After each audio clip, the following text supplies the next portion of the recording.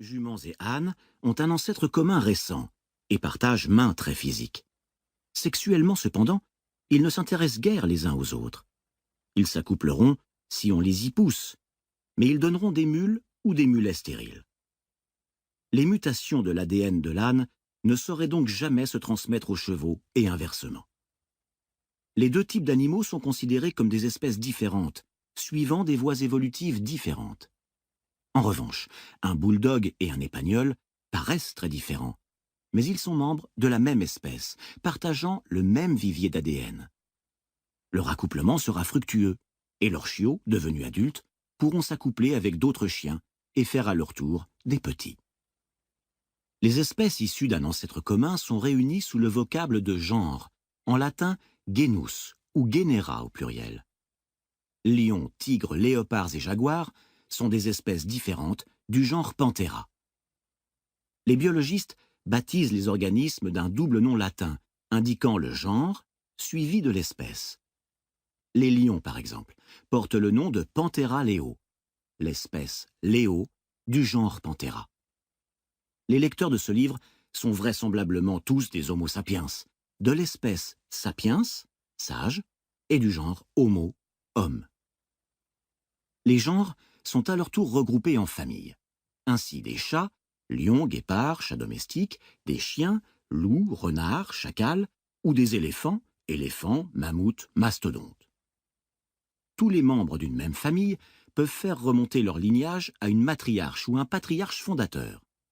Par exemple, du plus petit chaton domestique au lion le plus féroce, tous les chats ont un ancêtre félin commun qui vivait il y a environ 25 millions d'années. Homo sapiens appartient lui aussi à une famille. Un fait banal qui a été l'un des secrets les mieux gardés de l'histoire. Homo sapiens a longtemps préféré se croire à part des autres animaux, un orphelin sans famille, privé de frères et sœurs et de cousins, et surtout sans parents. Or, ce n'est pas le cas. Qu'on le veuille ou non, nous sommes membres d'une grande famille particulièrement tapageuse, celle des grands singes. Parmi nos plus proches parents vivants figurent les chimpanzés, les gorilles et les orang-outans. Les plus proches sont les chimpanzés. Il y a 6 millions d'années, une même femelle eut deux filles. L'une, qui est l'ancêtre de tous les chimpanzés, l'autre, qui est notre grand-mère. Des squelettes dans le placard. Homo sapiens a caché un secret encore plus dérangeant. Non seulement nous avons pléthore de cousins peu civilisés, mais nous avions aussi jadis bon nombre de frères et sœurs. Nous avons pris l'habitude de nous considérer comme les seuls humains parce que, au cours des 10 000 dernières années, notre espèce a bel et bien été la seule espèce humaine dans les parages.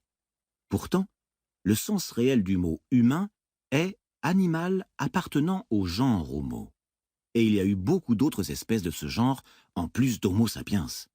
De surcroît, on le verra dans le dernier chapitre du livre, dans un avenir pas si lointain, nous pourrions avoir affaire à des humains non sapiens. Afin de clarifier ce point, je précise que j'emploierai souvent le mot sapiens, sapiens au pluriel, pour désigner les membres de l'espèce Homo sapiens, et réserverai le mot humain à tous les membres existants du genre Homo. Les humains sont apparus en Afrique de l'Est voici environ 2,5 millions d'années, issus d'un genre antérieur de singes Australopithecus, ou Australopithèque, qui signifie singe austral. Il y a environ 2 millions d'années, une partie de ces hommes et femmes archaïques quittèrent leur foyer d'origine pour traverser et coloniser de vastes régions d'Afrique du Nord, d'Europe et d'Asie. La survie dans les forêts enneigées d'Europe septentrionale n'exigeant pas les mêmes qualités que la survie dans les jungles fumantes d'Indonésie, les populations humaines évoluèrent dans des directions différentes. Il en résulta diverses espèces distinctes auxquelles les savants ont assigné des noms latins pompeux. Les humains d'Europe et d'Asie occidentale ont donné l'Homo neanderthalensis, l'homme de la vallée de Néander, plus communément connu sous le nom de Néandertal.